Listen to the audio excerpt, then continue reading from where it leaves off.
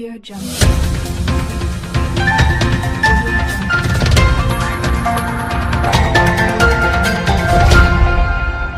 Audio Jungle. Audio Jungle.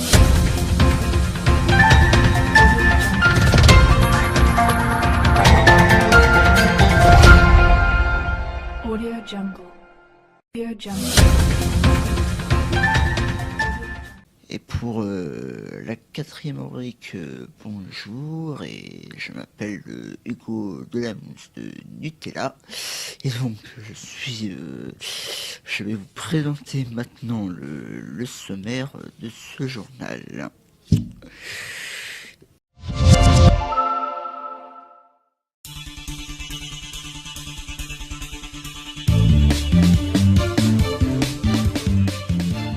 Nous avons un retour sur la journée du forum du 10 avril à la salle polyvalente de Grabel. Donc voilà, c'était une journée exceptionnelle. C'est à ne pas manquer ce portrait.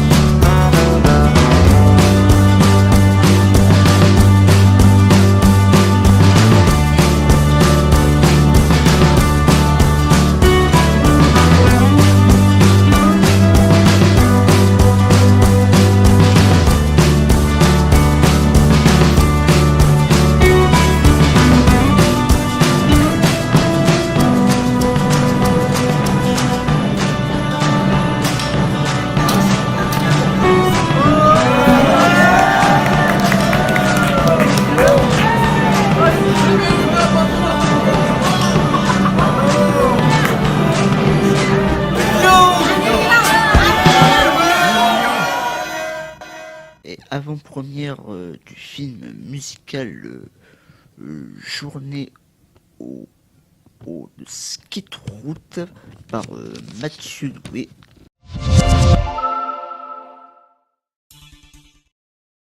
Bonjour, bonjour, je m'appelle Mathieu. Je suis en direct de mon Pérou pour la petite rubrique. Bonjour la petite rubrique. Salut la petite rubrique. Alors, que- quel est votre métier? Alors bonjour, je m'appelle Hélène, Hélène Roux, et je suis productrice du film musical Journey on the Silk Route. Alors je suis Adrien et de même je suis producteur de Musical Journée on the Silk Road. Et ça consiste en quoi? Vas-y. Alors producteur, ça consiste en quoi? Ça consiste à faire avancer un projet contre vents et marées, quoi qu'il se passe. Ça veut dire que ça consiste à répondre à des problématiques humaines, financières, et à être présent et à accompagner tout au long du projet. Et est-ce que je peux en savoir plus sur ce que vous dites? Oui. Alors, comment on peut développer ça? Lorsque Sylvain et Mathieu ont fait leur film, ils n'avaient pas pensé au tout démarrage du film que ça allait être un film. Et c'est au fur et à mesure de leur voyage que l'idée de faire, de laisser une trace et d'en faire un véritable projet à part entière qui poursuivrait le voyage est née. Donc notre métier a été de récupérer le bébé qui nous a confié et à l'aider à mettre en forme et à l'accompagner et à continuer à l'accompagner même après le voyage. Parce que c'était... Au-delà de ça, en plus, notre travail a consisté à pouvoir travailler sur le montage, sur l'étalonnage du film, sur le son, créer la musique, trouver les différents partenaires avec qui on allait créer la musique, faire le montage, trouver aussi des financements possibles pour ce film, pouvoir travailler avec un distributeur pour pas que les réalisateurs et du coup les artistes du documentaire ne soient en inconfort ou voilà qu'eux ils puissent faire leur travail de créatif. Et nous en fait on s'est chargé de tout ce qui était autour de ce projet-là, de pouvoir trouver des nouveaux partenaires, de pouvoir travailler sur ce film et le bonifier le plus possible. Et comment vous l'avez comment vous l'avez construit ou comment vous l'avez adapté? Adapter le documentaire dans sa globalité. Alors, on a eu plusieurs problématiques parce que comme à la base c'était pas du tout le but du jeu de faire un documentaire, à la base c'était plutôt un film de voyage quoi. C'était un film personnel qu'ils comptaient faire. Ils se sont dit tiens ben on va partir du sud de l'Inde, on va rentrer en France en moto et puis on filmera tranquille. Et en fait ben voilà comme ils ont décidé en fin de compte de faire un projet beaucoup plus ambitieux. Nous, on a pu les aiguiller sur les formats, par exemple. Est-ce qu'on va faire quelque chose de 50 minutes? Est-ce qu'on va faire un long métrage d'1 heure et demie? Est-ce qu'on va faire une série documentaire de 26 minutes pour chaque épisode? En fait, on a travaillé là-dedans. Dans quel format on allait pouvoir tirer le meilleur de ce documentaire? Et surtout, le but du jeu, puisque c'est quand même quelque chose de caritatif aussi d'un certain côté, c'était comment est-ce qu'on allait pouvoir au mieux le diffuser pour pouvoir montrer cette expérience de vie avant tout qu'il y a dans ce documentaire-là. Alors, c'est complètement ça, tout en ayant en plus, je sais que c'est une question qu'on s'est posée à plusieurs reprises, qu'est-ce qui va servir le mieux le projet? Comment on raconte une histoire? C'est-à-dire que c'est leur histoire qui nous ont amenés. Comment on est le plus sincère? Nous, c'est cette fraîcheur qui nous a touchés. Comment on est le plus sincère possible dans la façon de le raconter et sur quel rythme? Et donc ça a été compliqué parce qu'ils sont arrivés avec plus de 500 heures de vidéos et qu'il a fallu faire des choix. Et voilà, nous on a accompagné beaucoup là-dessus. Et que feriez-vous pour le monde du handicapé?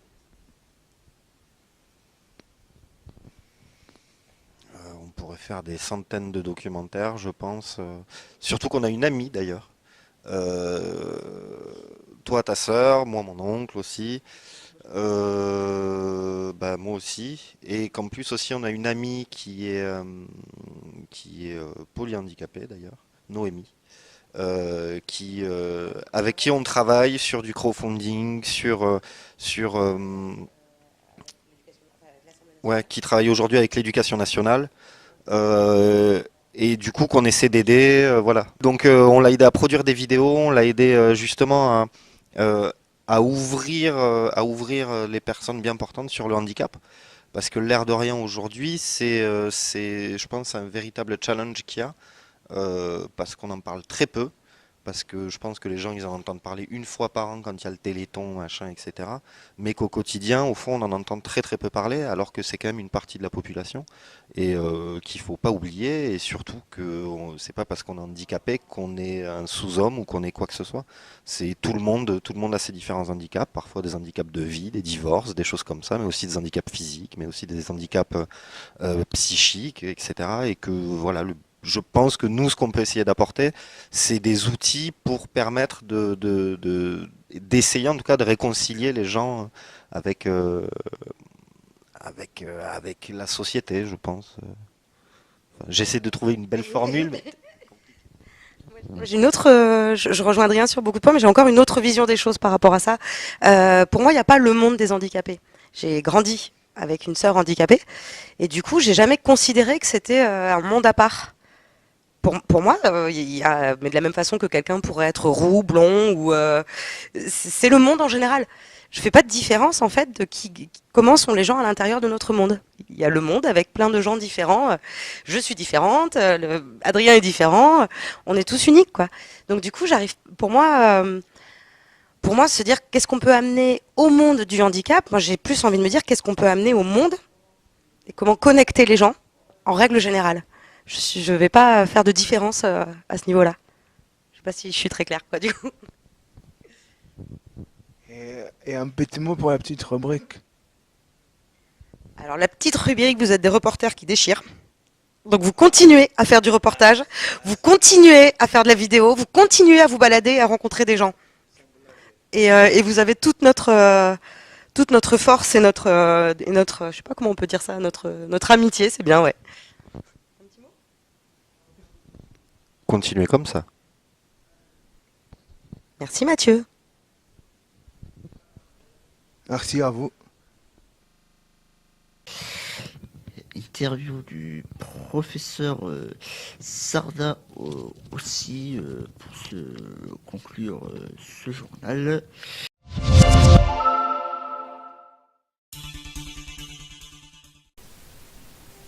Avant d'être professeur de médecine spécialisée dans les maladies rares au CHU de Montpellier, le professeur Sarda a commencé ses études en Afrique noire, au Sénégal, à Dakar. Il les a poursuivis à Paris en mathématiques et en astronomie. Pour financer ses études de médecine, il a été interne en pédiatrie, accompagnante des enfants qui naissent prématurément. Il a été ensuite pédiatre pour des enfants qui avaient des problèmes d'ordre génétique en les accompagnant ainsi que leur famille à différents moments de leur vie. Sur les conseils du professeur Pierre Boulot, au boulot, Pierre, au boulot, il constate un besoin de former les parents aidants, d'améliorer l'accompagnement des malades. Ce besoin a été confirmé par une étude régionale. Le professeur Pierre Boulot avait déjà créé le réseau de Naître et Vivre. Le professeur Sarda a par la suite développé ce travail complémentaire du CHU qui est devenu le réseau Vivre avec une anomalie du développement. Votre équipe représenté par Jean-Marie Herbé, a eu la chance de réaliser l'entretien qui va suivre jusqu'avant qu'elle parte à la retraite. Juste pour demander votre métier. Ah, le métier que j'avais avant, mais que je n'ai plus maintenant. Alors, pour tout te dire, j'ai commencé à être pédiatre. Je m'occupais des enfants. Et puis, il y avait pas de génétique à Montpellier. Et mon patron, mon ancien patron, faisait de la génétique. Et puis il m'a dit, Pierre, je vais partir à la retraite, il faut que tu fasses aussi de la génétique. Et ben j'ai dit, ben pourquoi pas. Et puis j'ai commencé à faire de la génétique comme ça. Et puis, à un moment donné, je m'occupais de la pédiatrie des prématurés. Hein, et puis de la génétique aussi. Mais faire les deux métiers, les deux spécialités, c'était très lourd. Et on m'a dit, il faut que je choisisse l'un ou l'autre. Et j'ai préféré faire de la génétique. Alors la génétique, c'est s'occuper des gens qui ont des problèmes. Les problèmes, c'est très différent. Ça peut être des problèmes des gens qui ont perdu la vue, qui n'ont pas la vue, qui n'entendent pas du tout, qui sont trop petits. Puis si on dit les gens de petite taille, c'est aussi des gens qui ont des problèmes pour apprendre, pour travailler aussi, qui ont des difficultés. Voilà. Donc c'est quand il y a des enfants qui naissent avec des maladies un petit peu, des problèmes, parce qu'on est en bonne santé, on dit maladie, mais en fait on est en bonne santé, hein. Eh bien, à ce moment-là, on vient me voir pour savoir qu'est-ce que j'ai comme problème, et deuxièmement, si je trouve mon problème, ce que j'ai, qu'est-ce qu'on peut faire pour que j'aille mieux. Voilà un petit peu mon boulot.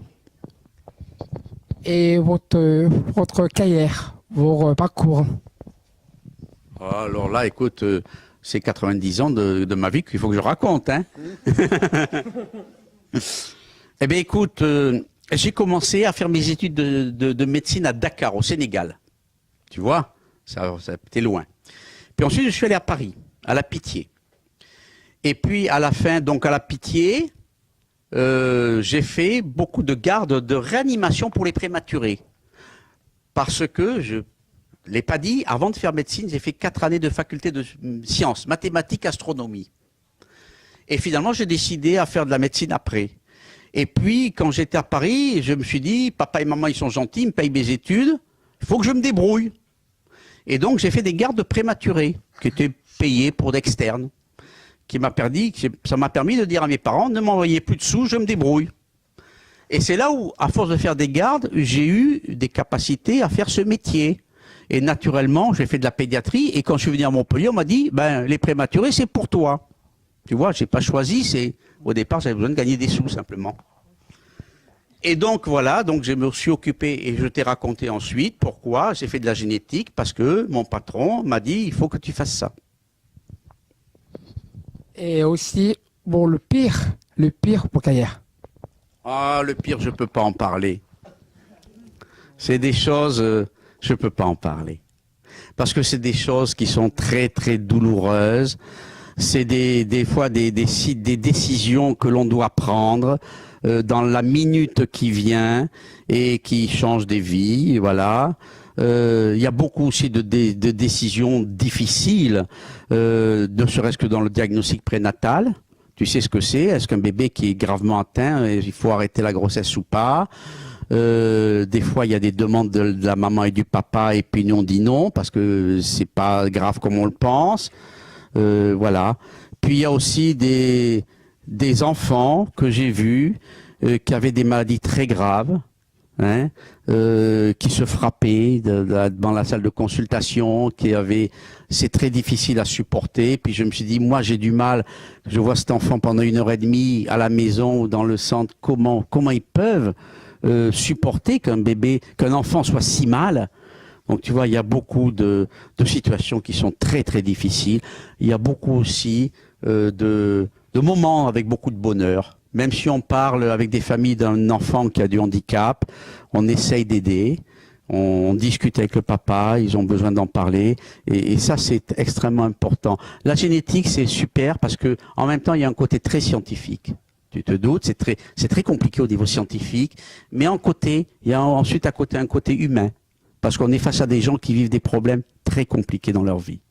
Voilà. Et ces deux facettes font que la génétique est un métier super. Et aussi, un petit mot aussi pour un peu transmettre pour pour l'économie chrétienne, on peut transmettre pour venir adulte. Le cross? Pour venir adulte. Pour l'économie chrétienne, pour que transmettre pour venir adulte. Alors, comment aider un adolescent avec une trisomie 21 à devenir adulte? Ouais, c'est pas ça. Ouais, c'est très très important, mais tu sais, j'ai pas de recette miracle, moi. Hein. Moi, je dirais qu'il faut accompagner l'adolescent, l'enfant. Alors, les parents sont là, effectivement, pour accompagner. Il faut qu'ils soient aidés. Il faut qu'ils soient heureux quand même, le maximum. Bon, tu sais, on n'est pas tous heureux constamment, hein, mais je pense qu'une personne trisomique aussi a le droit d'avoir des moments où elle va bien, où elle est heureuse, et des moments où ça se passe pas bien. Il faut aussi, à un moment donné, poser la question et voir qu'est-ce que tu aimerais faire quand tu seras grand. C'est important. Tout le monde ne veut pas faire la même chose. Et puis essayer de voir quel est le métier qui sera le mieux, où il sera le plus heureux, je vais dire. C'est le principal. C'est pas d'avoir un métier qui soit trop compliqué ou qui paye davantage. C'est qu'on soit heureux dans le travail qu'on fait, tu sais. Et quand on est heureux dans son travail, eh bien, on va pas compter les heures. On est, voilà, on est bien. On est bien. Et donc, ça, c'est important. Le métier.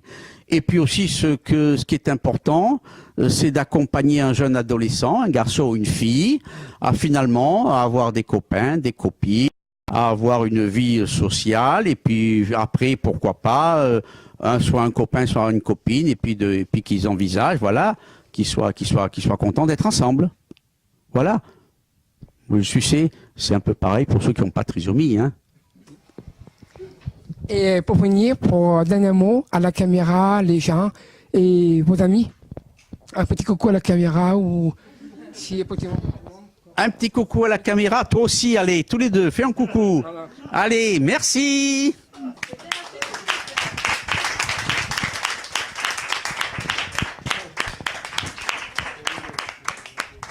C'était un vrai traquenard, tes questions, hein.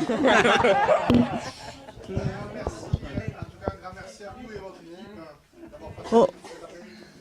On dit un petit mot parce que c'était le dernier jour du professeur Sarda à notre réseau. Voilà, donc nous aussi, on est un peu émus, voilà. Oui, Très et- émus du petit message qu'il laisse là. On sera content de garder le film. Et maintenant, on sait les interviews des pompiers de la Mosson a été interviewé par Jean-Marie Herbet, donc ce sera non à suivre pendant le journal. Bonjour à tous, déjà les journaux Petit Koweïk. On va commencer, on va dire le nom et le prénom. Alors, je m'appelle François Descamps. Et c'est quoi votre métier pour vous? Mon métier, c'est sapeur-pompier au centre de secours principal Jean Guisonnier de Montpellier et de la compagnie Mosson aussi du département de l'Hérault. Et c'est quoi votre projet? Le projet, c'est tout simplement d'intervenir 24 heures sur 24, 7 jours sur 7 au service de la population. Pour ça, nous sommes 90 sapeurs-pompiers professionnels et 110 pompiers volontaires dans cette caserne. Et nous intervenons jour et nuit, par tous les temps et dans toutes les conditions pour assurer les secours aux citoyens montpelliérains et aux alentours. Et pour les personnes, par exemple, des jeunes, des adultes, apprendre, c'est pour apprendre. Pour apprendre le métier de pompier. Ouais. Alors il y a deux choses, il y a apprendre les gestes de premier secours. Donc là, n'importe qui dans la population peut suivre la formation PSC1, Ouais. donc apprendre les gestes qui sauvent. Et ensuite, pour être soit sapeur-pompier volontaire, donc c'est une formation qui dure 256 heures et qui s'étale sur quelques mois jusqu'à 3 ans. Et ensuite, on peut devenir sinon sapeur-pompier professionnel, mais après ça passe par un concours. Ouais. Donc on passe un concours, ensuite on suit une formation de 4 mois et on devient pompier professionnel. Et pour les enfants aussi, pour les Pour les enfants, on peut commencer en tant que jeune sapeur-pompier à l'âge de 12 ans. On apprend les manœuvres, on n'intervient pas sur le terrain bien évidemment, mais on peut commencer à apprendre le métier de 12 à 16 ans et ensuite on rentre pompier volontaire à l'issue. Et votre carrière? La mienne? Oui.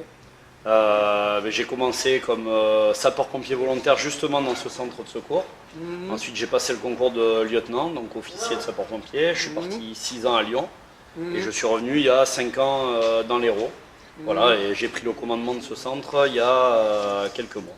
Et il y a combien de personnes avec vous, avec l'équipe? Sous ma responsabilité? Oui. Là, sur le centre de secours principal Jean Guisonnier, il y a à peu près 220 personnes.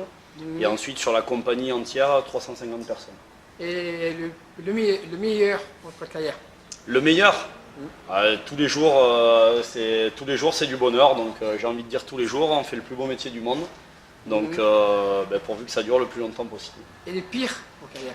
Le pire, on vit des interventions parfois difficiles. Des moments qui sont durs et après c'est la cohésion de l'équipe qui fait qu'on arrive à les surmonter. Donc voilà, il y a des très bons moments et des moments un peu plus difficiles. Et vos amis aussi, vos amis, vos collègues de travail ou d'autres des amis à vous Qui qui sont est pompiers. fier de vous, qui est fier de votre travail? Oui, mais j'espère. Hein, on fait un métier formidable et j'espère que les amis, la famille sont fiers de ce qu'on fait ainsi que les gens pour qui on intervient au quotidien. Ouais, et c'est un problème, c'est un feu, incendie ou... S'il y a un feu ou un incendie, les gens appellent le 18 ou le 112, on est déclenché et nous on part de suite en intervention pour essayer d'assurer les secours le plus rapidement possible. Et comme j'ai dit dans le journal 20h, il y a beaucoup des camions brûlés. Des voitures brûlées? Des camions brûlés. Ah, des camions de pompiers brûlés? Ouais, pourquoi? Ça peut arriver, parce qu'on fait un métier dangereux et bon, on essaye de prendre toutes les précautions et malheureusement des fois on a des accidents comme dans tous les métiers, mais le nôtre est très dangereux, donc on essaye de prendre le maximum de Et précautions. pourquoi les pompiers sont tous un peu en colère? Pourquoi ils sont plus à brûler des véhicules comme ça? Ah, les pompiers, non, les pompiers ne brûlent pas de véhicules. Hein. Les pompiers, ils sont là pour les éteindre. Donc nous, on ne brûle pas de véhicules, on essaye de faire le maximum justement pour pas qu'ils brûlent. D'accord. Voilà. D'accord. Et il y a combien de personnes, des personnes avec vous pour le repas et pour les vacances? Pour le repas et les vacances? Ouais. Alors ça, c'est une question difficile. En général, il y a 2 tiers de l'effectif qui reste au centre de secours, un tiers qui est en repos, et ensuite ça tourne. Voilà. Donc ça représente à peu près 30 sapeurs-pompiers de garde par jour sur cette caserne. Ouais, et par exemple, chez nous aussi, donnez aussi les calendriers, là, les jours de la semaine. Les calendriers? Oui, c'est pareil aussi pour donner aussi à tout le monde, les parents. Oui, on a des plannings, bien entendu. Hein, bien entendu. Évidemment, tout le monde a son planning. C'est avant novembre ou après novembre? Les plannings? Oui, les plannings. Ouais. Non, nous, c'est un planning à l'année et ensuite les gens posent leurs vacances au fur et à mesure quand il y a de la disponibilité pour poser. Vous sortez combien de fois par jour? Par jour? On sort environ 40 fois par jour sur cette caserne. Ça représente un volume de 13 000 interventions à l'année. Voilà, donc il y a une grosse activité, c'est la plus grosse caserne du département. Et voilà, donc on a une activité qui est très soutenue.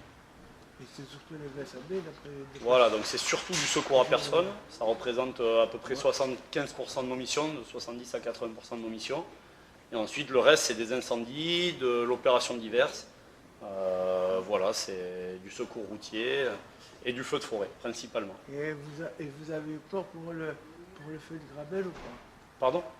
On a eu peur pour le feu de Grabel? Ouais. Effectivement, ça a été un gros feu, ça a été compliqué à gérer. Alors avoir eu peur, non, parce qu'on était dans l'action, donc c'est après qu'on se pose des questions. Et à Petit Coca Caméra et votre ami.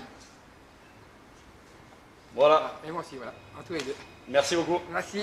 Bonne journée. Bonne journée.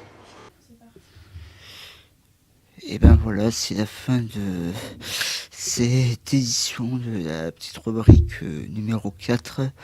C'est terminé. Voilà, j'espère que ça vous a plu. J'espère qu'on se retrouvera très prochainement pour la petite rubrique. C'est Hugo de la mousse de Nutella. J'espère qu'on se retrouvera très prochainement pour une nouvelle édition.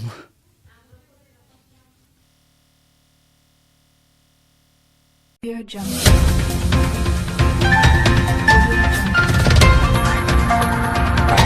Audio Jungle. Audio Jungle. Audio Jungle.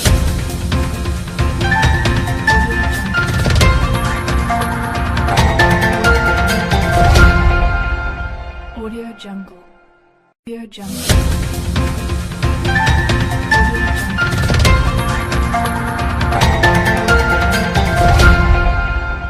Audio Jungle.